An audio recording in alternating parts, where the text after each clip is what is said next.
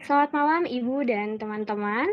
Untuk pada hari ini saya berserta teman-teman saya akan mempresentasikan mengenai tragedi Kanjuruhan Malang 1 Oktober 2022 yang dimana slide pertamanya akan dibacakan oleh teman saya, Saudara Rizal. Silakan Saudara Rizal.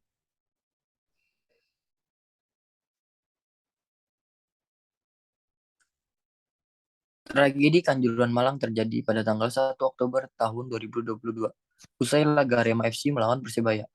Mulanya, supporter Arema tampak turun ke area lapangan untuk mencari pemain dan ofisial. Hal itu polisi dengan menembakkan gas air mata ke lapangan dan tribun stadion. Akibatnya, penonton berlarian karena panik. Mereka berlarian ke pintu keluar dan dalam kondisi sesak napas, dan juga terinjak-injak hingga ada yang meninggal dunia. Sampai saat ini tercatat ada 132 orang yang tewas. Dua diantaranya merupakan polisi yang juga wafat karena kekurangan oksigen saat berdesak-desakan. Untuk slide berikutnya akan dibawakan oleh Saudari Nurma Andini.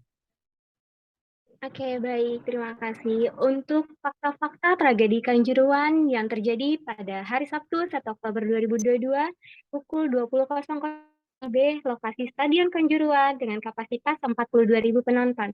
Yang dimana poin pertamanya pada hari Sabtu 1 Oktober 2022 terjadi kerusuhan supporter Arema di Stadion Kanjuruhan, Kabupaten Malang. Arema kalah 2-3 dari Persebaya. Setelah pertandingan berakhir, sejumlah pendukung Arema kecewa dan turun ke lapangan untuk mencari pemain dan ofisial. Lalu di poin kedua, petugas pengamanan yang menjaga di lokasi kemudian melakukan upaya pencegahan dengan melakukan pengalihan agar supporter tersebut tidak turun ke lapangan dan mengejar pemain. Namun, kemarahan supporter tetap tidak terkendali justru melempar benda ke lapangan. Untuk poin ketiga, guna meredakan kemarahan supporter, polisi melepaskan tembakan gas air mata ke arah supporter. Dari tembakan gas air mata itu, supporter mencoba menghindar. Harus mengorbankan penonton lain dengan menginjak-injak guna menyelamatkan diri dari penonton yang mengalami sesak nafas akibat asap gas air mata. Untuk selanjutnya akan dibacakan oleh teman saya Ilham, namun dikarenakan teman saya berhalangan akan dibacakan kembali oleh teman saya Rizal. Silakan. Dengan kejadian ini, Komnas Nasional Hak Asasi Manusia atau Komnas HAM melakukan pemantauan dan penyelidikan terkait tragedi Kanjuruhan yang menewaskan 100 orang lebih.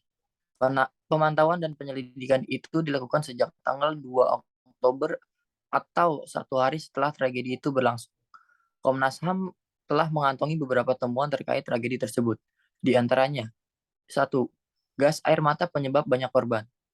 Yang kedua, gas air mata pertama ditembak pukul 22:08 WIB. Yang ketiga, Aremania masuk ke lapangan untuk semangati pemain. Yang keempat, Aremania lempar sepatu karena tidak berdaya gas air mata. Yang kelima, semua pintu terbuka tapi kecil. Yang keenam, jumlah penonton melampaui kapasitas. Yang ketujuh, PT LIB tolak mundurkan jadwal dan mengurangi tiket penonton. Yang kedelapan, botol yang disita polisi bukan miras, tapi obat sapi. Yang kesembilan, kantongi video kunci yang direkam korban sebelum meninggal dunia. Untuk slide berikutnya akan dibawakan oleh Saudari Pinky. Baik, terima kasih. Di sini ada poin penting dalam kesimpulan dan rekomendasi TGIPF terkait tragedi Kanjuruhan, yaitu yang pertama ada PSSI dan stakeholder Liga 1 tak profesional. Lalu yang kedua ada Polri diminta lakukan penyelidikan lanjutan. Poin ketiga yaitu ada tindakan aparat yang bereaksi berlebihan. Yang keempat ada tindakan supporter proaktif. Yang kelima ada ketua PSSI dan komite eksekutif disarankan mundur. Yang keenam yaitu segera gelar KLB PSSI. Lalu yang terakhir yaitu ada PSSI perlu revisi status dan aturan. Untuk yang terakhir akan disampaikan kepada Saudara Alfianto.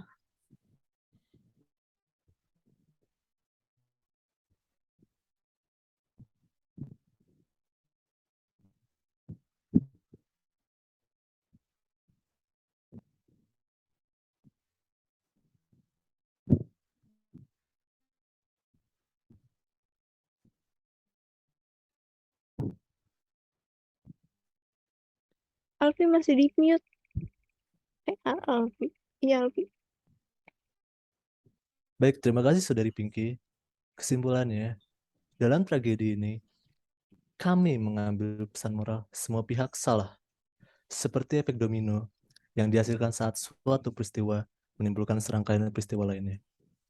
Mulai dari jam siar diundur hingga malam, sampai jika Arema menang, mungkin supporter tidak akan turun ke tribun. Polisi tidak akan menggunakan gas air mata. Tapi, penggunaan gas air mata oleh polisi merupakan kesalahan besar berkedok SOP yang menghilangkan 132 nyawa manusia. Solusi dari kejadian tersebut agar tidak terulangi lagi. Yang pertama, polisi wajib memperhatikan tindakan pencegahan sebelum terjadi hal yang tidak diinginkan.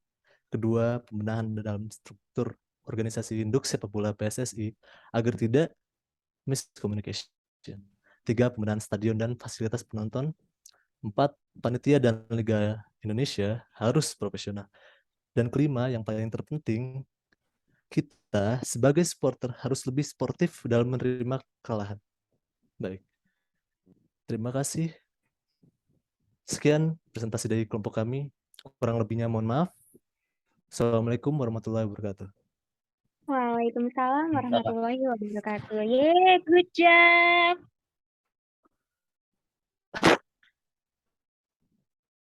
Sorry tadi kemit ya. Kita semua hebat.